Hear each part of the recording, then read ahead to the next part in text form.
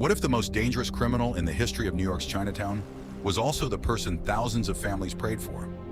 2 in the morning, June 6, 1993. A rusting cargo ship slams into a sandbar off Rockaway Beach. Inside its hull, nearly 300 Chinese migrants, starved, trapped in darkness for 4 months at sea. The hatch opens, and instead of walking to freedom, they jump into the freezing Atlantic. Because someone told them, get caught on this ship and you're going straight back. 10 of them drown in sight of the shore. The nation is stunned. But almost no one knows the trail leads back to a tiny shop on East Broadway. Clothes, noodles, and a soft-spoken woman with her hair pulled into a knot. They call her Sister Ping, not a nun, a nickname earned from thousands who saw her as their only salvation. Or depending who you ask, their predator. Her real name was Cheng Chui Ping, 1981. She lands in America broke, no English, buried in debt for her own journey. She opens a shop, then another. And behind that counter, something starts that no one, not the FBI, not her own neighbors, will fully understand for another 20 years. Because building an empire from nothing takes more than desperation. It takes one decision most people would never make. In rural Fujian, America wasn't a dream you weighed against other options. It was the only door. Families sold homes, mortgaged futures, $40,000 a person. And Sister Ping didn't just sell passage. She built a machine, safe houses, forged papers, bribed officials, a route stretching from China to Hong Kong, to Thailand, to Kenya, all the way to Mexico. By the early 90s, she was moving people across 5 countries like cargo on a conveyor belt. Now here's where every assumption you have about her falls apart. She didn't act like a crime boss. Migrants caught by police? She forgave their debt. Someone died on the crossing? She paid for the funeral, quietly, no questions. In Chinatown, they didn't whisper her name in fear.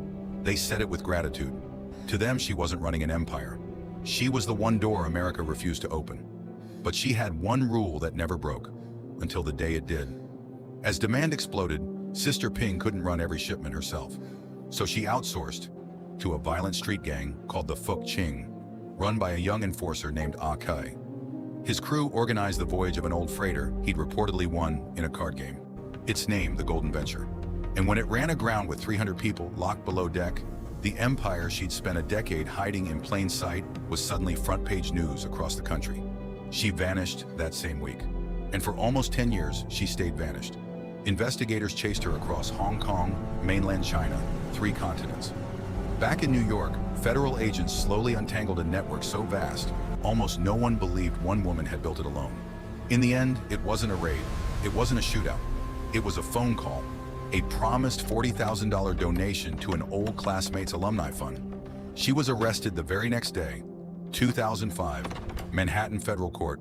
The numbers on the table, roughly 3,000 people smuggled over 16 years. $40 million built on human desperation. Guilty. 35 years.